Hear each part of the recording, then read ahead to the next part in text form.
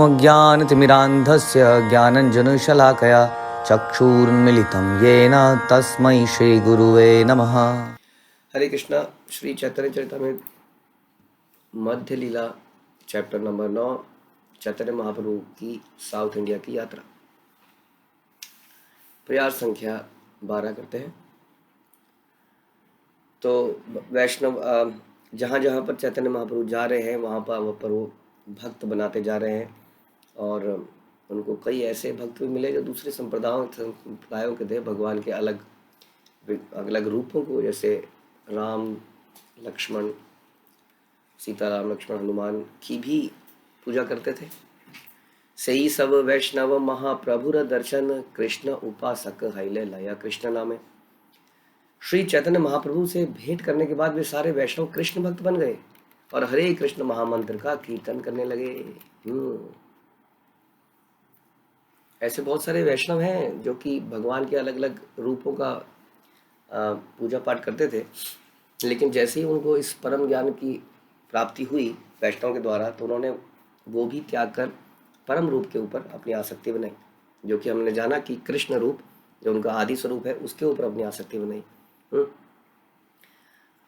कुछ केसेस में हमने देखा कि लोग बदल गए, कुछ केसेस में लोग नहीं भी बदले, लेकिन फिर भी चैतन्य महाप्रभु के उपासक बने रहे। जैसे मुरारी गुप्त जो है चैतन्य महाप्रभु के अनन्य भक्त थे, लेकिन अदरवाइज वो रामचंद्र जी की भक्ति करते थे। लेकिन वो ऐसे भक्त थे जैसे कि जिनका निश्चय इतना दृढ़ था, जिनकी निश्चय नहीं, जिनका भाव इतना दृढ़ था कि वो उस भाव को छोड़ ही नहीं सकते थे, उसके बदले में वो मर जाने को तैयार थे। ये हम सुनते हैं मुरारी गुप्त के साथ चैतन्य महाप्रभु की लीला में। तब मुरारी गुप्त को चैतन्य महाप्रभु कहते हैं, आप स्वयं हनुमान के अवतार हैं। तो जो ऐसे अवतार है वो तो भगवान के उन रूपों के नित्य पार्षद हैं। तो भगवान के अलग अलग रूपों के अलग अलग नित्य पार्षद हैं। तो रामचंद्र जी के भी कुछ नित्य पार्षद हैं जो उनके साथ लीलाएं नित्य करते हैं। ऐसे लोगों के लिए तो ठीक है, लेकिन अदरवाइज हमारी चेतना, हमारी सेवा भाव, हमारी पूजा पाठ इतना स्ट्रांग नहीं है, लेकिन फिर भी हम कहते हैं नहीं, हम तो बचपन से ऐसा करते आए हैं। देवी देवताओं को छोड़ने में जितनी दिक्कत होती है कई बार, उतनी ही भगवान के किसी एक पर्टिकुलर रूप को भी छोड़ने में दिक्कत हो जाती है।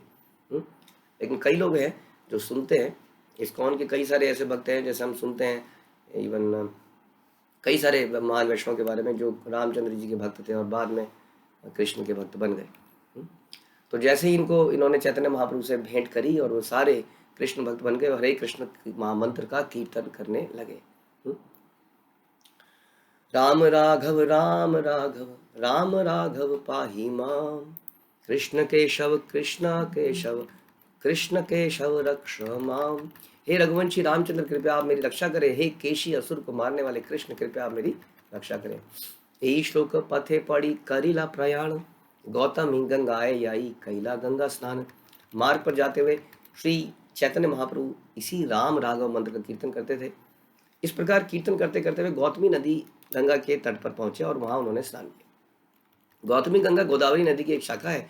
प्राचीन काल में इस नदी के तट पर राज महेंद्री शहर के उस पार गौतम नामक ऋषि निवास करते थे, जिसके कारण नदी की इस शाखा का नाम गौतमी गंगा पड़ गया। भक्तिविनोद ठाकुर कहते हैं कि चैतन्य महाप्रभु जिन जिन 3 स्थानों पर गए उनका वर्णन तो कृष्णदास कविराज गोस्वामी ने किया है, परंतु वो क्रमानुसार नहीं है। यानी कि ऐसा नहीं कि पहले यहाँ गए थे फिर यहाँ गए थे, जैसा इसमें बता रहे हैं। जैसा जैसा उनको याद आया, किसी कहानी से रिलेट किया, वैसा वैसा आगे पीछे हो गया। और ऐसा ही है श्रीमद् भागवत में। श्रीमद् भागवत में ये नहीं है कि 9वें कैंटो की घटना बाद में हुई, 8वें कैंटो की घटना पहले हुई, तो वो भी इसी प्रकार से आगे पीछे है। जैसे जैसे प्रश्न पूछे गए वैसे वैसे आंसर दिए गए। तो कोई क्रोनोलॉजिकल ऑर्डर में नहीं है, इस तरह से नहीं बनाई गई है कि पहले ये हुआ फिर ये हुआ फिर ये हुआ। ठीक है, ओके। किंतु गोविंददास की किताब है जिसमें भौगोलिक स्थिति के उल्लेख के अनुसार क्रमानुसार वर्णन है कि पहले यहाँ गए फिर यहाँ गए। गोविंददास की किताब है जिसमें चैतन्य महाप्रभु की यात्रा में के बारे में बताया गया है सीक्वेंशियली। श्रील भक्तिविनोद ठाकुर इस ग्रंथ की सहायता लेने के लिए पाठकों से निवेदन करते हैं। गोविंददास के अनुसार चैतन्य महाप्रभु गौतमी गंगा से त्रिमंद गए, वहां से घुंडीराम गए। चैतन्य महाप्रभु के अनुसार गौतमी गंगा का दर्शन करने के बाद चैतन्य चरितामृत के अनुसार चैतन्य महाप्रभु मल्लिकार्जुन तीर्थ गए। तो जैसे गोविंददास की किताब पढ़ते हैं तो उसमें थोड़ा सीक्वेंशियली बताया गया है, ये बताया इसमें। ठीक है, कैसे भी गए हो, हमारे लिए तो जगह इंपॉर्टेंट है कि कहाँ कहाँ गए और वहाँ पर क्या क्या किया। मल्लिकार्जुन तीर्थे आई महेशा देखिला, तहाँ सब लोके कृष्ण नाम लयो याइला। तत्पश्चात श्री चैतन्य महाप्रभु मल्लिकार्जुन तीर्थ गए और वहां पर शिव जी के अर्च विग्रह का दर्शन किया। उन्होंने सारे लोगों को हरे कृष्ण महामंत्र कीर्तन करने के लिए भी प्रेरित किया। हम पहले ही जान चुके हैं कि भगवान हनुमान जी के और या शिव जी के मंदिरों में क्यों जाते थे। ऐसा नहीं है कि उनकी आस्था कई सारे देवी देवताओं में भी थी। वो इसी भाव से जाते थे कि वो भगवान के भक्त हैं और वो स्वयं एक तरह से देखा जाए तो भगवान भी है, भगवान भक्त वत्सल भी होते हैं, इस भाव से भी जा सकते हैं। दूसरा, हम जब ऐसे वैष्णव से मिलते हैं तो उनसे यही मांगते हैं कि हमारी श्रद्धा हमारे गुरु में, हमारी श्रद्धा हमारे भगवान में उसी तरह बने जैसे आपकी है। हम उनको जाके ये नहीं कहते कि हमें अपनी शरण में ले लो, क्योंकि हम ऑलरेडी एक गुरु परंपरा की शरण में होते हैं। तो ऐसा नहीं किसी भी व्यक्ति को बोलते हैं और देखते हैं आप हमें हमारी शरण में ले लो। लेकिन हाँ, हम उनसे ये जरूर मांग सकते हैं, हनुमान जी जैसी आपकी श्रद्धा अपने राम में है वैसी ही मेरी श्रद्धा भगवान कृष्ण में हो पाए। जैसी सेवा आप दास्य भाव में भगवान राम की करते हैं वैसी मैं भगवान कृष्ण की कर पाऊँ। जैसी आप गुरु अपने गुरु परंपरा पे इतने क्या कहते हैं उसको सरेंडर है, वैसे ही मैं अपनी गुरु परंपरा के प्रति सरेंडर हो जाऊं। ठीक है, तो उन्होंने सारे लोगों को हरे कृष्ण महामंत्र का कीर्तन करने के लिए प्रेरित भी किया। इससे ये भी है कि कोई किसी को भी जपता हो, किसी को भी पूछता हो, हमें सभी को कृष्ण के नाम लेने के लिए प्रेरित करना चाहिए। हाँ, क्योंकि ये मंत्र जो है किसी संप्रदाय का नहीं है, ये मंत्र जो है जन साधारण बल्कि जानवरों के लिए, पक्षियों के लिए, हर जीव के लिए ये मंत्र है ना। लेकिन उनके बिहाफ पे हमें बोलना पड़ेगा, क्योंकि वो बोलने की कैपेसिटी नहीं रखते, तो हम बोलेंगे तो वो सुनेंगे। तो ये सभी के लिए है, कोई किसी को भी पूछता हो, अल्टीमेटली हरे कृष्ण मंत्र जो है उसको अपने सही डेस्टिनेशन पे लेके चला जाएगा। तो उन्होंने सारे लोगों को हरे कृष्ण महामंत्र का कीर्तन करने के लिए प्रेरित किया। मल्लिकार्जुन का दूसरा नाम शैल है। यह कृष्णा नदी के दक्षिण पर कर्नूल से लगभग 100 मील उत्तर पूर्व में है। गांव के चारों ओर बड़ी बड़ी दीवारें हैं और दीवारों के भीतर मल्लिकार्जुन का अर्च विग्रह है। यह शिव जी का अर्च विग्रह है और ज्योतिर्लिंगों में से एक है। तो यहाँ पर गए। रामदास महादेव करिला दर्शन, अहो वल नृसिंगैरा करिला गमन। वहां पर उन्होंने भगवान राम के दास महादेव शिव का दर्शन किया। इसके बाद वे अहोवल नरसिंह देखने गए।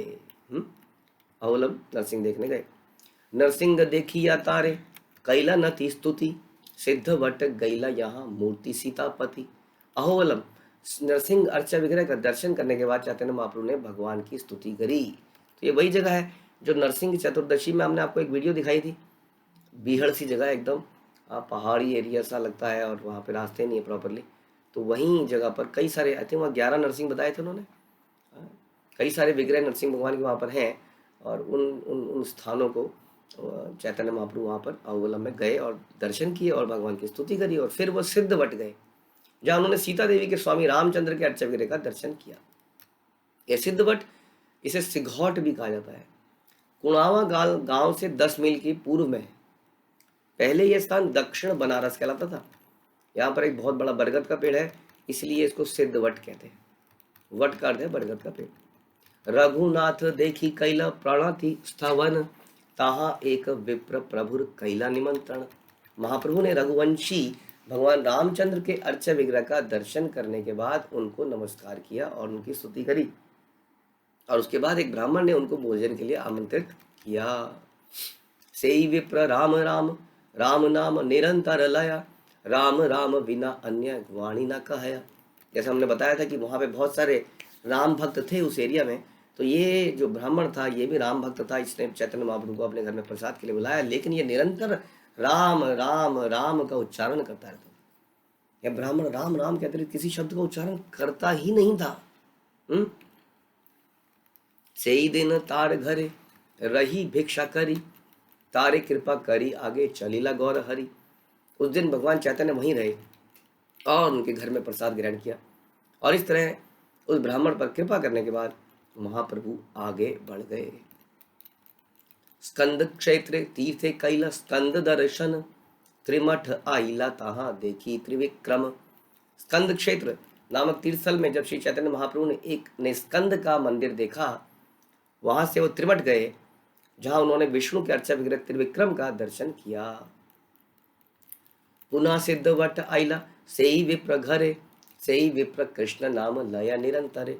त्रिविक्रम का मंदिर दर्शन करने के बाद महाप्रभु सिद्धवट फिर से लौट आए, जहाँ वे उसी पुराण ब्राह्मण के घर में गए जो अब निरंतर हरे कृष्ण महामंत्र का कीर्तन करता था। तो पहले वो राम राम राम के अलावा कुछ नहीं बोलता था। चैतन्य महाप्रभु वहाँ रहे कुछ समय, उनके यहाँ प्रसाद पाया, फिर आगे चले गए, वापिस आए। अब वो केवल हरे कृष्ण कृष्ण कृष्ण हरे हरे, हरे राम राम राम हरे हरे, केवल इसी का जप करता था। भिक्षा करी महाप्रभु तारे प्रश्न कैला, कह विप्र एई तोमार कौन दशा हैला। भोजन करने के बाद चैतन्य महाप्रभु ने उससे पूछा, हे मित्रवर, मुझसे अपनी वर्तमान स्थिति के विषय में बतलाओ, ये तुम्हारी ये स्थिति कैसे हो गई? तुम ये कैसे कृष्ण का नाम लेने लगे अचानक से? पहले तो राम का लेते थे। पूर्वे तुम्ही निरंतर लईते राम नाम, एबे कहने निरंतर लो कृष्ण नाम। अब कैसे कृष्ण का नाम ले रहे हो जब पहले राम का नाम लेते रहते थे? ये ऐसा हाल तुम्हारा कैसे हो गया? विप्र बोले, विप्र ने कहा, ब्राह्मण ने कहा, यही तुम्हारा दर्शन प्रभाव है, ये तुम्हारे दर्शन का प्रभाव है। तोमा देखी गईला मोरा आजन्म स्वभाव है। आपका दर्शन करने के बाद मैंने अपने जीवन भर में उस अभ्यास को छोड़ दिया, जीवन भर के अभ्यास को छोड़ दिया। कई बार हमारे पास लोग आते हैं कि हम 20 साल से सेवा कर रहे हैं किसी विग्रह की, 25 साल से कर रहे हैं, इसकी पूजा कर रहे हैं, 50 साल से इसकी पूजा कर रहे हैं। हाँ, कोई भी हम में से इतना बड़ा नहीं होगा जिस तरह की ये विप्र थे, जो कि निरंतर नाम जपते थे, राम राम राम राम। इस व्यक्ति ने इतनी कठिन प्रयास को, अभ्यास को छोड़ दिया चैतन्य महाप्रभु के दर्शन मात्र से। हम भी चैतन्य महाप्रभु का दर्शन कर रहे हैं, ये दर्शन नहीं तो क्या है? अब यहाँ गए, अब यहाँ गए, अब ये किया, ये तो ज़्यादा बेहतर दर्शन है। कई बार देखने से हमें उतना है ना दिमाग में नहीं घुसता है जितना कि आप सुनने से घुस रहा है। तो इस प्रकार से हम भी दर्शन कर रहे हैं भगवान का चैतन्य चरितामृत ग्रंथ के माध्यम से, श्रील प्रभुपाद के पर्पस ट्रांसलेशन के माध्यम से। तो हमारा भी कर्तव्य बनता है कि हमारे भी जो भी प्रैक्टिसेस थी, अभ्यास थे, उनको त्याग कर केवल हरे कृष्ण महामंत्र का शरण लें और भगवान की कृष्ण की पूजा में लग जाए, जैसा कि ये विप्र लग गया। तो जीवन भर का अभ्यास छोड़ दिया। बाल्यावधि राम नाम ग्रहण अमर, तोमा देखी कृष्ण नाम आइल एक बार। मैं अपने बचपन से भगवान रामचंद्र के नाम का कीर्तन करता रहा, बचपन से ही करते रहे। हाँ, किंतु आपको देखने के बाद मैंने एक बार भगवान कृष्ण के नाम का कीर्तन किया। एक बार जब मैंने आपको देखा तो मेरा भी मन किया, आपके साथ साथ मैंने भी कीर्तन किया। से ही है ते कृष्ण नाम जिव्या ते वसीला, कृष्ण नाम सूरे राम नाम दूरे गैला। तब से मेरी जिव्या पर कृष्ण का पावन नाम बैठ गया है, क्योंकि अब मैं कृष्ण नाम का कीर्तन करता हूँ, अतः भगवान रामचंद्र का नाम दूर भाग गया है। तो क्या भगवान रामचंद्र इससे नाराज हो जाएंगे? आंसर अगर है नहीं तो गलत है। क्यों? क्योंकि भगवान रामचंद्र कोई अलग पुरुष ही नहीं है, तो कैसे नाराज होंगे? It's a same person. नाराज होने की बात तो देवी देवताओं में आ सकती है, भगवान के रूप में कैसे नाराज? तो एक ही व्यक्ति है, एक ही व्यक्ति कैसे नाराज हो सकता है? तो सेम पर्सन है, लेकिन सेम पर्सन है, उसकी मैनिफेस्टेशन, उसका जो प्राकट्य है वो डिफरेंट है। उसने अपने फुल रूप को दिखाया नहीं अभी, है ना। राम रूप में उन्होंने अपने फुल ऑपुलेंस को नहीं दिखाया है, कृष्ण रूप में उन्होंने अपनी पूरी शक्तियों को, पूरे ऑपुलेंस को, हर चीज ऐश्वर्य को जाहिर कर दिया है। तो नाराज होने की बात ही नहीं होती। और जहाँ तक देवताओं का सवाल है तो दो बातें हैं। पहली बात तो जड़ को पानी डालने में पत्ती को नाराज नहीं होना चाहिए। यदि पत्ती नाराज होती है तो ऐसी पत्ती को झड़ जाना चाहिए। यदि पत्ती नाराज होती है तो ऐसी पत्ती क्या बिगाड़ लेगी? हाँ, तो माना देवता नाराज हो भी जाते हैं, पहले तो नहीं होना चाहिए। अगर देवता नाराज नहीं होते हैं तो इसका मतलब वो सरकार से विद्रोह कर रहे हैं, उनको एक्टिव मिनिस्ट्री से निकाल देना पड़ेगा। ऐसा होता है ना कई बार। इस मिनिस्टर को कांग्रेस ने, बीजेपी ने निकाल दिया। क्यों? क्योंकि ये सरकार के अगेंस्ट में बोल रहा था, निकाल दिया गया। हाँ, उसी तरीके से ऐसे देवी देवता बने नहीं रहेंगे। और जो उस मिनिस्टर के चापलूस रहे होंगे, जिसके ऊपर एक्शन हो गया, उनकी तो खैर नहीं अब, क्योंकि उनके ऊपर का मिनिस्टर तो उड़ा दिया गया। अब जो उसके चमचे थे उनका क्या हाल होगा सोचिए। तो उसी तरीके से ध्यान रखिए कि हम किसकी शरणागति ले रहे हैं। हमारे ऊपर से वो छतरी चला जाएगा, जब उसको उड़ा दिया जाएगा तो हमारा क्या होगा। इसलिए भगवान की शरण लीजिए, उनके शुद्ध भक्तों की शरण लीजिए, मिश्रित भक्तों की शरण मत लीजिए। कि उनकी श्रद्धा मिश्रित है, हमारे अंदर भी मिश्रण पैदा होगा। तो इस प्रकार से उन्होंने कहा कि अब रामचंद्र का नाम दूर भाग गया है। बालकाल हईते मोरा स्वभाव एक हया, ना मेरा महिमा शास्त्र करैया करिया संचया। मैं अपने बचपन से शास्त्रों से पवित्र नाम की महिमाओं का संग्रह करता रहा हूँ। बचपन से मेरा ये शौक रहा है, नाम की महिमा का संग्रह, कि नाम की क्या विशेषताएं हैं। रमन्ते योगिनो अनंते सत्यानंदे चिदात्मनि इति राम पदे सानो परम ब्रह्मा विधीयते। परम सत्य राम कहलाता है, क्योंकि अध्यात्मवादी आध्यात्मिक अस्तित्व के असीम यथार्थ सुख में आनंद लेते हैं। हाँ, परम सत्य, अभी राम का सही मतलब बता रहे हैं। राम का मतलब परम सत्य, क्योंकि ये आध्यात्मवादी आध्यात्मिक अस्तित्व पर है कि असीम यथार्थ सुख में आनंद लेते हैं। राम का मतलब है जो असीम आध्यात्मिक सुख का आनंद ले। जैसे हम बोलते हैं कि राम का मतलब है, श्रील प्रभुपाद ने कई जगह बोला कि आनंद का रस का भंडार राम। तो जो उस रस में हमेशा आनंद लेता हो उसको राम कहते हैं। यह पद्म पुराण में प्राप्त भगवान रामचंद्र के शतनाम स्तोत्र का 8वां श्लोक है।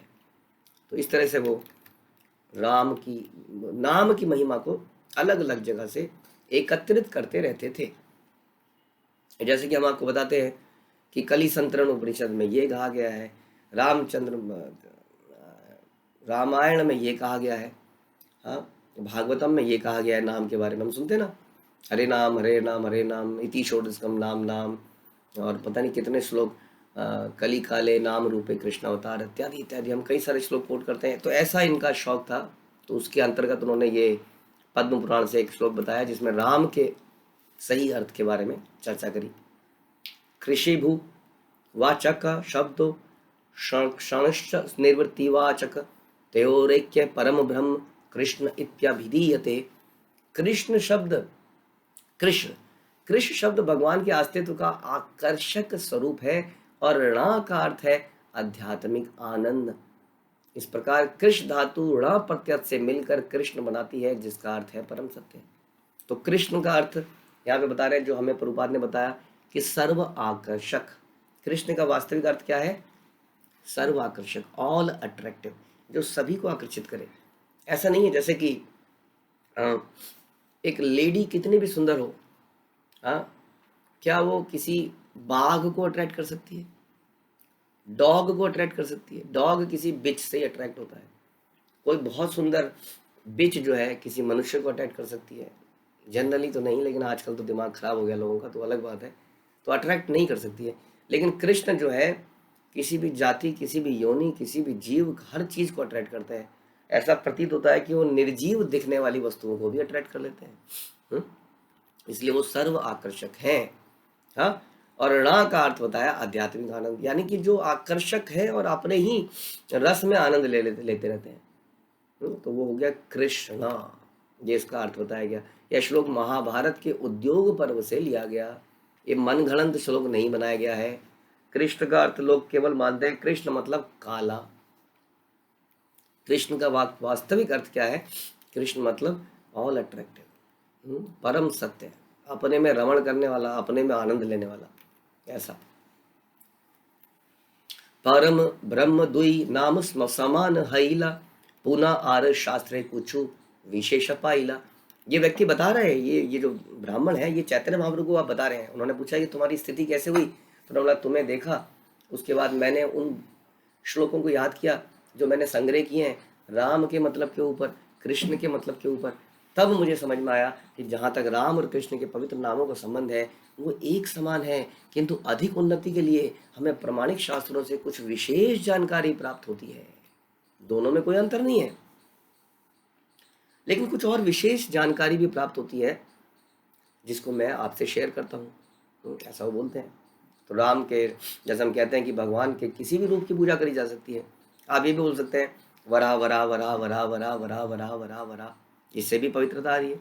हाँ, जय नरसिंह देव की जय, नरसिंह देव जय नरसिंह, जय नरसिंह, जय जय जय नरसिंह, है ना। लेकिन हम फिर भी हरे कृष्ण मंत्र का जप करते हैं। क्यों? क्योंकि कुछ विशेष जानकारी मिलती है। वो विशेष जानकारी क्या है?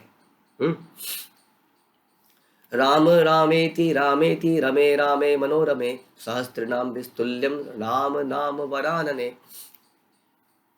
पद्म पुराण में बृहद विष्णु सहस्त्र नाम स्तोत्र 72.335 में शिव जी अपनी पत्नी दुर्गा को कहते हैं, हे वरानना, हे स्त्री, सुंदर स्त्री, मैं राम राम राम के पवित्र नाम का कीर्तन करता हूं।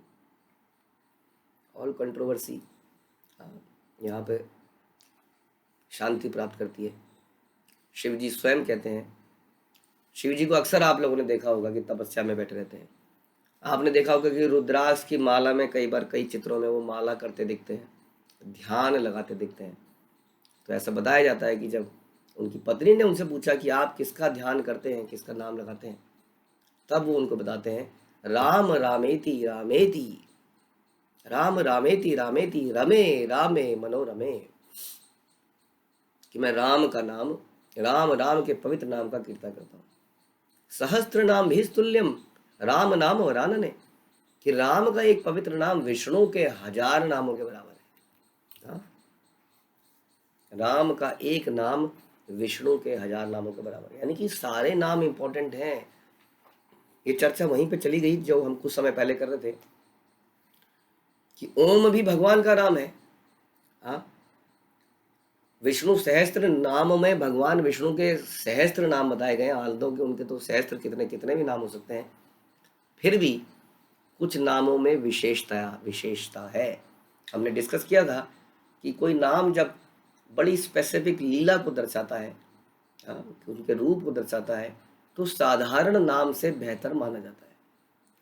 हमने काफ़ी इसके बारे में चर्चा कर चुके हैं हम, कि कैसे जब हम किसी विशेष नाम से बुलाते हैं तो विशेष रिश्ता बनता है। जैसा हमने डिस्कस किया था कि हम किसी को बोले ओ लड़के इधर आ, हाँ ओ लड़की इधर आ, और उसके नाम से पुकारे तो उसको नाम से पुकारा जाएगा तो उसको अच्छा लगेगा। लड़का तो है ही, फिर भी सत्य तो वही है कि वो लड़का है।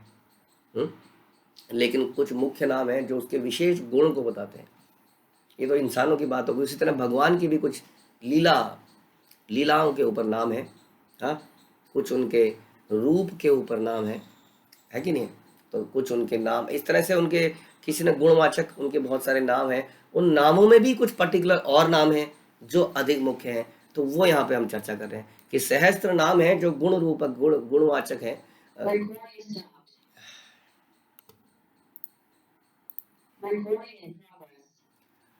जो गुण के ऊपर है, किसी लीला के ऊपर है। लेकिन उनमें से राम का नाम बड़ा इंपॉर्टेंट है। 1000 विष्णु के नाम आपने लिए, उसमें आपको लगा पता नहीं 1 घंटा, आधा घंटा, वटेवर, उसके बदले आपने बोल दिया राम। हो गया, आपने विष्णु के 1000 नाम ले लिए जस्ट क्या बोलने से, राम। उसके बाद ये पद्म पुराण से लिया गया। ठीक है जी, बहुत बढ़िया है। सहस्त्र नाम पुण्यानाम तीरावृत्या तु यत् फलम एकावृत्या तु कृष्णस्य नामेकम तत्र प्रयच्छति। विष्णु के पवित्र सहस्त्र नामों को 3 बार उच्चारण करने से जो पुण्य मिलता है, वही कृष्ण के नाम का केवल 1 बार उच्चारण करने से मिलता है। ये लीजिए जी, एक और आया, यह आया जी ब्रह्मांड पुराण 1.5.354 से आया। यहां इन्होंने बताया कि विष्णु के सहस्त्र नाम, यदि आपको मालूम हो, विष्णु सहस्त्र स्रोत लिया जाता है।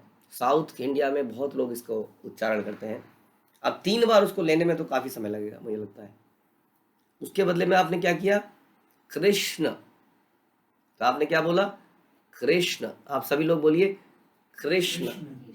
हाँ, आपने 3000 विष्णु के नाम ले लिए 3000। सोचिए, तो ये शास्त्रों में, इसलिए नाम जो है, सारे नाम भी बराबर नहीं है, नामों में भी अलग अलग विशेषता है। यही वाक्य कृष्ण नामेर महिमा अपार तथापि लईते नारी शोन हेतु तार। शास्त्रों के कथनानुसार कृष्ण के पवित्र नाम की महिमा अपार है, फिर भी मैं उनका नाम नहीं ले पाया, कृपया आप इसका कारण सुने। तो वो जानते थे, कह रहे थे ये सब मुझे पता था, लेकिन समहाउ मैं इसको कर नहीं पा रहा था, क्योंकि इनके अंदर शौक था नाम की महिमा को एकत्रित करने का। हाँ, हमारे लिए बड़ा अच्छा साबित हुआ। इन्होंने कहाँ कहाँ से क्या क्या एकत्रित किया हुआ है जो अब हम यूज़ करते हैं अपने प्रचार कार्य में। तो उन्होंने कहा देखिए यहाँ पे ये लिखा है, यहाँ पे लिखा है, फिर भी मैं कृष्ण का नाम नहीं ले पा रहा था। क्यों नहीं ले पा रहा था? इष्ट देव राम तार नामे सुखे पाई, सुख पाया राम नाम रात्रि दिन गाई। मेरे आराध्य देव रामचंद्र भगवान हैं और उनके पवित्र नाम के कीर्तन से मैं सुख प्राप्त करता रहा। चूंकि मुझे इतना सुख प्राप्त हुआ इसलिए मैं भगवान राम के पवित्र नाम का कीर्तन दिन रात करता। कह रहे मुझे पता तो था, लेकिन इस राम को जब मैं लेता था तो एक सुख मुझे प्राप्त होता था, मैं इसको छोड़ नहीं पाया और बोलता रहा बोलता रहा बोलता रहा। लेकिन तुम्हारे दर्शन यबे कृष्ण नाम आइला, ताहार महिमा तबे हृदय लगिला। आपके आने से भगवान कृष्ण का नाम, पवित्र नाम भी आया, तब मेरे हृदय में कृष्ण नाम की महिमा का उदय हुआ। जब हमें वैष्णव मिलते हैं, जब हमें इस प्रकार से नाम मिलता है, तब हमें शक्ति मिलती है। हमें हमारे हृदय में उस प्रेम का बीजारोपण होता है। उसके पहले हम नहीं कर पाते हैं, है कि नहीं? हम अभी भी जो भी कार्य कर रहे हैं भले साधारण है, बहुत ज़्यादा मुश्किल तो नहीं है, लेकिन फिर भी हम ये सब कार्य नहीं कर रहे थे। हो सकता है कई लोग इससे मुश्किल काम पहले कर रहे हो, लेकिन फिर भी जो दिव्य है, परम कार्य है, वो हम नहीं कर पा रहे थे। इसीलिए कहते हैं कि ज्ञानंजन शलाकया, जो गुरु है हमें अपनी ज्ञान रूपी हमें उजाला देते हैं, जिससे हम, और उजाला ही नहीं देते, हमारे हृदय में बीजारोपण करते हैं, अपने प्रेम को अपने हृदय से हमारे हृदय में ट्रांसफर करते हैं, जिसके कारण हमारे हृदय में श्रद्धा पैदा होती है। ये बीज देने वाले लोग बड़े इंपॉर्टेंट है, ध्यान रखिए। ये जो हमारा पोषण करते हैं ये बड़ा इंपॉर्टेंट है, क्योंकि यहीं से ये अदृश्य चीज़ें हैं, ये अदृश्य वस्तु हैं। इसको पैसे से नहीं तोल सकते आप, इसको किसी वस्तु से नहीं तोल सकते। ये श्रद्धा हमारे हृदय में डाली जा रही है और ये अमूल्य है, हम इसका वैल्यू नहीं जानते हैं। ये ब्राह्मण इसकी वैल्यू जानता है, क्योंकि ये बड़ा नॉलेजेबल व्यक्ति है। इसने कई शास्त्रों का निचोड़ निकाल के रखा हुआ था, और जैसे ही भगवान चैतन्य ने टच किया तो इसको सारा वो ज्ञान एकदम से इनकी आंखों के सामने आ गया। Yes, this is right, this is right, this is right. इसलिए हम जो परंपरा फॉलो कर रहे हैं कोई व्हिम्सिकल नहीं है, पूरी की पूरी शास्त्रों पर आधारित है। हमारे मन घड़ंत चीज़ें हमने नहीं बनाई हुई हैं। इतने समझदार लोग इसमें इन्वॉल्व रहे, हमारी इतनी बुद्धि नहीं है। हमें केवल सरेंडर करके, शरणागति करके चुपचाप श्रद्धा से उसको करना शुरू कर देना चाहिए। क्या ऐसे ऐसे ब्राह्मण बैठे हैं जहाँ कहाँ कहाँ से श्लोक निकाल के बता रहे हैं। देखिए, राम के नाम की महिमा बताई, फिर कृष्ण के नाम की महिमा बताई। हाँ, कहाँ कहाँ से महिमा नहीं बताई उन्होंने। हाँ, तो इस प्रकार से पद्म पुराण से आपने सुना, ब्रह्मांड पुराण से आपने सुना, उसके बाद भी कह रहे हैं कि मैं नहीं पाया। यानी कि सारी शास्त्रों की नॉलेज होने के बावजूद हम भगवान की भक्ति नहीं कर सकते जब तक हमें गुरु का, वैष्णव का आशीर्वाद ना मिल जाए। आशीर्वाद लेने के लिए शरणागति होना पड़ता है, हृदय को सरल बनाना पड़ता है। वरना कहते हैं कि अगर जन्म जन्मांतर तक भी नाम लेते रहोगे तो भी कुछ लाभ नहीं मिल पाएगा जब तक हम शरणागति नहीं करते। तो इस व्यक्ति का वही हाल था। इनको काफ़ी नॉलेज थी और इनको आनंद भी आता था, ऐसा नहीं है, ये उन्नत भक्त थे, लेकिन फिर भी भगवान कृष्ण के नाम नहीं ले पा रहे थे। लेकिन चैतन्य महाप्रभु के आते ही इनके हृदय में वो प्रेम उजागर हुआ। इसी तरह से जब हम वैष्णव की शरणागति करेंगे सही रूप से, अपना अहंकार, अपने इच्छाएं, अपने विचार को त्याग देंगे बड़ी शांति से, सरलता से, तब हमारे हृदय में ये श्रद्धा पैदा होगी जैसे इस ब्राह्मण के हृदय में पैदा हुई। तो बोलते हैं कि मेरे आराध्य देव भगवान रामचंद्र हैं, उनके पवित्र नाम में सुख मिलता था। चूंकि मुझे इतना सुख मिलता था इसलिए वो उनका नाम लेता रहता था। तुम्हारे दर्शन यबे कृष्ण नाम आइला, ताहार महिमा तबे हृदय। तुम्हारा जब दर्शन हुआ, जब संग मिला, तो पवित्र कृष्ण का नाम मेरे पास आया और इसकी महिमा उजागर हो गई। ज्ञान तो पहले से ही था, लेकिन ज्ञान छुपा हुआ था, आपको देखते ही वो सब उजागित हो गया। और इसलिए वो आप ब्रह्मांड पुराण से बोल रहे हैं कि किस प्रकार से एक कृष्ण का नाम सहस्त्र, तीन बार, यानी कि 3000 विष्णु के नाम के बराबर है। यानी कि एक कृष्ण का नाम 3 राम के नाम के बराबर है। सही कृष्ण तुम्ही साक्षात इहा निर्धारिला, एता कही विप्र प्रभुर चरणे पालिला। उस ब्राह्मण ने कहा, हे महाशय, आप वही भगवान कृष्ण स्वयं हैं, ये मत सोचिए मुझे पता नहीं है, आई नो एवरीथिंग। आप वही भगवान कृष्ण है, यह मेरा दृढ़ मत है। देखिए, इसी से साबित होता है कि साधारण व्यक्तियों से चैतन्य महाप्रभु नहीं मिले, भगवान के दर्शन पाने वाला व्यक्ति निश्चित ही कोई असाधारण व्यक्ति है, लेकिन समाज में बड़ा साधारण सा दिखता है। श्रील प्रभुपाद हमारे बीच में घूमते रहे, लेकिन किसने पहचाना उनको?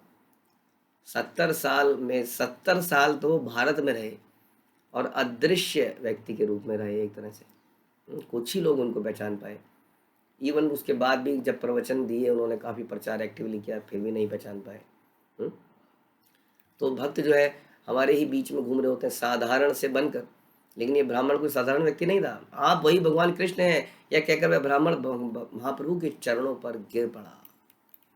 थारी कृपा करी प्रभु चलीला आर दिन, वृद्ध काशी आसी कैला शिव दर्शन। उस ब्राह्मण पर कृपा करके चैतन्य महाप्रभु ने अगले दिन प्रस्थान किया। तो ये जो प्रसंग है ये बड़ा इंपॉर्टेंट था हमारे लिए, हम गौड़ीय वैष्णव के लिए, हम सब के लिए, क्योंकि ये स्पेसिफिकली बताता है कि कृष्ण के नाम की क्या महिमा है। कई बार लोग पूछते हैं कि अगर कृष्ण के नाम की इतनी महिमा है तो हम ये क्यों नहीं बोलते हरे कृष्ण कृष्ण कृष्ण हरे हरे, हरे कृष्ण कृष्ण कृष्ण हरे हरे। ये हरे राम राम राम हरे हरे बीच में क्यों आ गया? राम क्यों लेना है? तो इसका ये अगेन शास्त्रों को एज इट इज लेना पड़ेगा, क्योंकि शास्त्रों में इस मंत्र को बताया गया कि इस मंत्र को उच्चारण करना है। और जहाँ तक राम का मतलब है, प्रभुपाद ने इसकी डेफिनेशन को बड़ा ओपन रखा है कि इसका मतलब रघुवंशी राम भी लिया जा सकता है, इसका मतलब बलराम भी लिया जा सकता है, और इसका मतलब सुख के भंडार, आनंद के भंडार, रस राज कृष्ण भी का मतलब, राम का मतलब भी कृष्ण ही है। तो किसी भी तरीके से इसका अर्थ समझा जा सकता है, लेकिन ये मंत्र जो है शास्त्रों में बताया गया और इसी को चैतन्य महाप्रभु ने रिकमेंड किया, क्योंकि हमारी नॉलेज शास्त्रों की लिमिटेड है और हमें जिसको प्रसन्न करना है वही भगवान स्वयं आकर इस मंत्र का प्रचार करते हैं। तो हमें सिंपलिसिटी से इस मंत्र को एक्सेप्ट कर लेना चाहिए और सारी चीज़ें छोड़ देनी चाहिए, जैसे कि इस ब्राह्मण ने छोड़ी। उस ब्राह्मण पर कृपा करके चैतन्य महाप्रभु अगले दिन चल पड़े और वृद्ध काशी आए, जहां उन्होंने शिव जी के मंदिर की मुलाकात करी। वृद्ध काशी का वर्तमान नाम है वृद्धाचलम। यह मणिमुख नदी के किनारे पर दक्षिण आर्कट जिले में स्थित है। यह स्थान क्या कहलाता है? कालहस्तिपुर। यहाँ के शिव मंदिर की पूजा रामानुजाचार्य के चचेरे भाई गोविंद ने अनेक वर्षों तक करी। ताहा हिते चली आगे गैला एक ग्रामे, ब्राह्मण समाज ताहा करीला विश्रामे। तब श्री चैतन्य महाप्रभु वृद्ध काशी से रवाना होकर आगे बढ़ते रहे। उन्होंने गांव में विश्राम किया और उन्होंने देखा कि वहां के अधिकांश निवासी ब्राह्मण थे। कर्म से ब्राह्मण थे। प्रभुर प्रभावे लोक आइल दर्शन, लक्षार बुध लोक ऐसे नया गणने। चैतन्य महाप्रभु के प्रभाव से करोड़ों लोग उनके दर्शन करने आए। इन लोगों की संख्या अनंत थी, अतएव उनकी गिनती नहीं की जा सकती। यानी कि भगवान से करोड़ों लोग अट्रैक्ट हो ही जाते हैं। आज की डेट में करोड़ों लोग अट्रैक्ट क्यों नहीं हो रहे हैं? क्योंकि हमारे अंदर शुद्धता नहीं है। यदि हम शुद्धता से करेंगे तो करोड़ों लोग अट्रैक्ट हो जाएंगे। यानी कि सभी लोग अल्टीमेटली भगवान के अंश हैं और उनके अंदर एक नेचुरल डिज़ायर है भगवान से कनेक्ट होने की, वो छुपी हुई है, वो प्रेम छुपा हुआ है, इसलिए वो संसार में प्रेम ढूंढ रहे हैं। और हम जानते हैं कि संसार में जिसको प्रेम कहा जाता है वो वास्तव में प्रेम नहीं है, वो काम है। इसलिए संसार में व्यक्ति दुखी है, उस काम की प्राप्ति नहीं कर पाता है या उससे संतुष्टि नहीं प्राप्त कर पाता है, वो आग की तरह भड़कता रहता है और हमें करप्ट करता रहता है। इसीलिए करोड़ों लोग चैतन्य महाप्रभु के पास एकदम से हाथ खुला के, हाँ त्राही मां, हम जल रहे हैं संसार की दावाग्नि में, हमें बचाइए, रक्षा माम, राम राघव राम राघव राम राघव रक्षा माम, त्राही माम। लेकिन अभी जो है हम वो छाया नहीं दे पा रहे हैं, इसलिए लोग हमारे पास नहीं आ रहे। वो छाया देने के लिए हमें एक छायादार वृक्ष बनना पड़ेगा। और ध्यान रखिए, जब आप छायादार वृक्ष बन जाएंगे तो आपके ऊपर सैकड़ों पक्षी रहने आएंगे, आपके नीचे कई हजारों करोड़ों लोग शेल्टर लेने आएंगे, आपके फल खाने का प्रयास करेंगे। इसलिए हमें क्या बनना पड़ेगा? एक छायादार वृक्ष जो धूप को अपने ऊपर लेता है और सबको छाया देता है। इसलिए आपको इस प्रकार का हमें प्रचार करना पड़ेगा कि हम लोगों के कष्टों को ले सकें, उनको छाया प्रदान कर सकें तो करोड़ों लोग आएंगे, क्योंकि सभी जले हुए हैं। संसार की इंद्रिय तृप्ति से कोई भी प्रसन्न नहीं है, ये दिमाग में एक एजिटेशन पैदा कर चुका है। तो करोड़ों लोगों की गिनती में वहां पर लोग आए। गोसाईर सौंदर्य देखी ताते प्रेमा वेशे, सबे कृष्ण कहे वैष्णव हैल सर्व देश। महाप्रभु का शरीर अत्यंत सुंदर था, साथ ही वे सदैव भगवान के प्रेमा भाव से आविष्ट रहते थे। उनका दर्शन करने से ही सारे लोग कृष्ण के पवित्र नाम का कीर्तन करने लगे और प्रत्येक व्यक्ति वैष्णव भक्त बन गया। तो भगवान के दर्शन हम लोग भगवान के विग्रह के द्वारा करा सकते हैं। बहुत सुंदर पेंटिंग्स जो मिलती है उनके द्वारा हम भगवान के दर्शन लोगों को करा सकते हैं और लोगों को सच्ची सुंदरता के प्रति आकृष्ट कर सकते हैं। अभी हम लोग झूठी सुंदरता के प्रति आकृष्ट हो जाते हैं। तो उनका दर्शन करने से सारे लोग पवित्र नाम का कीर्तन करने लगे, दर्शन करने मात्र से। तार्किक मीमांसक यत मायावादी गण, सांख्य पातांजल स्मृति पुराण आगम। दार्शनिक कई प्रकार के होते हैं, ये तो कई तरह के लोग होते हैं, आप जानते हैं। कुछ तार्किक होते हैं जो बड़ा लॉजिकल, नहीं ऐसे, नहीं ऐसे। वो 4 साल हो जाएंगे, 5 साल हो जाएंगे, 10 साल हो जाएंगे भक्ति में, फिर भी तर्क वितर्क करते रहेंगे। हाँ, ऐसे लोगों का कुछ नहीं हो पाया। या जो गौतम या कणाद के अनुयायी थे, कुछ जैमिनी की मीमांसा दर्शन के अनुयायी थे, कर्म ही पूजा है। कुछ शंकराचार्य के मायावाद दर्शन के थे, कुछ कपिल के सांख्य दर्शन या पतंजलि के योग दर्शन के अनुयायी थे। कुछ 20 शास्त्रों से युक्त स्मृति शास्त्र का पालन करते हैं तथा अन्य लोग पुराण एवं तंत्र शास्त्र का पालन करते हैं। इस तरह दार्शनिकों के विभिन्न प्रकार होते हैं। निज निज शास्त्रोद ग्राहे सबाई प्रचंड, सर्वमत दुषी प्रभु करे खंड खंड। ये विभिन्न शास्त्रों के अनुयायी अपने अपने शास्त्रों का निष्कर्ष प्रस्तुत करने के लिए तैयार थे, किंतु चैतन्य महाप्रभु के सामने सबके मतों का खंडन हो गया और अपनी भक्ति संप्रदाय की उन्होंने स्थापना करी, जो वेद वेदांत ब्रह्म सूत्र अचिंत्य भेदाभेद तत्व दर्शन पर आधारित था। तो चैतन्य महाप्रभु का दर्शन भी वेदों पर आधारित था। इन लोगों ने भी कहीं ना कहीं से कुछ निकाला था, लेकिन इन्होंने जो निकाला था वो निष्कर्ष जो थे वो सही नहीं थे। निष्कर्ष सही वही बताएगा जिसने पुस्तक को लिखा है।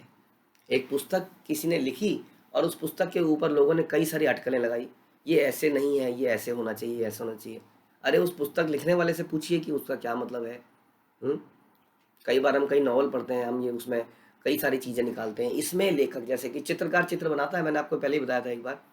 हाँ, लोग कहते हैं अरे इसमें एक सुंदर कन्या दिख रही है, कोई कहता नहीं इसमें दिख रही है आज की बेरोजगारी, कोई कहता नहीं इसमें दिख रही है प्रकृति की जो है इतना विलक्षण, इतनी सुंदर प्रकृति है। हर कोई अपना उसमें से मतलब निकालता है, लेकिन कोई चित्रकार से नहीं पूछना चाहता है कि भैया चित्रकार आपने इस चित्र में बनाया क्या है, आपका मकसद क्या है इसको बनाने के लिए। तो वही मकसद वेदेश सर्वेर अहम एव वेद्यो सर्वस्य चाहम हृदय सन्निविष्टो मत्ता स्मृति ज्ञानम अपोहनम च वेदेश सर्वेर अहम वेद्यो वेदांत कृत वेद विद एव चाहम। भगवान कहते हैं वेदों को जानने वाला तो मैं ही हूँ। क्यों? क्योंकि वेदों को बनाने वाला मैं हूँ। इसलिए वेदों के जो अलग अलग लोगों ने मतलब निकाल लिए हैं वो हम कैसे सही साबित कर लें, क्योंकि वेदों को बनाने वाला ही तो बताएगा, और भगवान के अलावा कौन हो सकता है। और गीता में भगवान बताते हैं कि वेदों को जानने वाला मैं हूँ, क्योंकि वेदों को बनाने वाला मैं हूँ। इसलिए भगवान जो स्थापना करें उसी को हम धर्म कहते हैं। तो उनका धर्म भी वेदों पर ही आधारित है चैतन्य महाप्रभु का, लेकिन उसका सही मतलब पे आधारित है कि हमें क्या करना है। क्योंकि चैतन्य महाप्रभु ने बताया बड़े विस्तृत रूप से कि हमें भक्ति करनी है, हमें भगवान के नाम लेने हैं और सारे संसार के व्यक्तियों से भगवान के नाम दिलवाने हैं, और क्या करना है, उनसे भक्ति करानी है, भक्ति के प्रोसेस कराने हैं, श्रवण करवाना है, कीर्तन करवाना है। तो ये निष्कर्ष निकाला चैतन्य महाप्रभु ने कि जितने भी है ultimately this is the essence. तो इस प्रकार से जितने भी उनके सामने लोग आते थे, अलग अलग शास्त्र के ज्ञाता, अलग अलग रास्ते फॉलो करने वाले, उन सब के विचारों का खंडन होता गया और सब भगवान के भक्त बनते चले गए। सर्वत्र स्थापया प्रभु वैष्णव सिद्धांते, प्रभु र सिद्धांत के ना पारे खंडित। चैतन्य महाप्रभु के इसने सर्वत्र भक्ति संप्रदाय की स्थापना कर दी, उन्हें कोई परास्त नहीं कर पाया, कोई भी उन्हें परास्त नहीं कर पाया। और इस तरह से सब के सब भक्त बनते चले गए। तो इसी तरीके से यदि हम चैतन्य महाप्रभु पर टोटली सरेंडर करें यदि हम शिला प्रभुपाद उनके शिष्य हमारी गुरु परंपरा पर अपने गुरु पर टोटल सरेंडर करें और उनसे आशीर्वाद लेके निकल जाएं समाज में, तो हमें भी कोई परास्त नहीं कर पाएगा। इसका मतलब ये नहीं कि हम बहस में सबके जीत के आएंगे दिग्विजय पंडित की तरह। हम बड़े हम्बल बने रहेंगे, हम वेट एंड वॉच करेंगे, हम अपनी तरफ से पॉजिटिव देते रहेंगे, हम भक्ति देते रहेंगे। शॉर्ट टर्म में ऐसा लगेगा कि हम हार रहे हैं, लेकिन लॉन्ग टर्म में आप देखेंगे जो लोग जा रहे हैं छोड़कर, जो लोग दूसरी संप्रदाय को मान रहे हैं या कुछ कर रहे हैं, धीरे धीरे सब लोग वापस आएंगे, क्योंकि उन्हें सुख नहीं मिलेगा, उन्हें वो दिव्य चीज़ नहीं मिलेगी जहाँ है।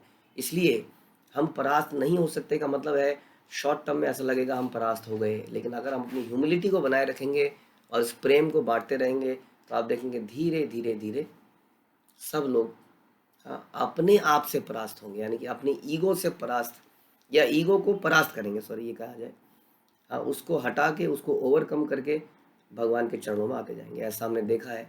बस इसके लिए पेशेंस, पवित्रता, डिटर्मिनेशन, गुरु के चरणों में आश्रय, ये सब चीज़ों की आवश्यकता, यानी कि टोटल सम टोटल में पवित्रता से गुरु के इंस्ट्रक्शन को फॉलो करना, बड़ी पवित्रता से, तो आप देखेंगे हमारे अंदर वही शक्ति आएगी। चैतन्य महाप्रभु हमें स्वयं शक्ति प्रदान करेंगे, शिला प्रभुपाद हमें शक्ति प्रदान करेंगे, और सारे पृथ्वी एति आते यत नगर आदि ग्राम सर्वत्र प्रचार होई ब मोर नाम। श्री चैतन्य चरितामृत की जय, श्रील प्रभुपाद की जय, श्री कृष्णदास कविराज गोस्वामी की जय।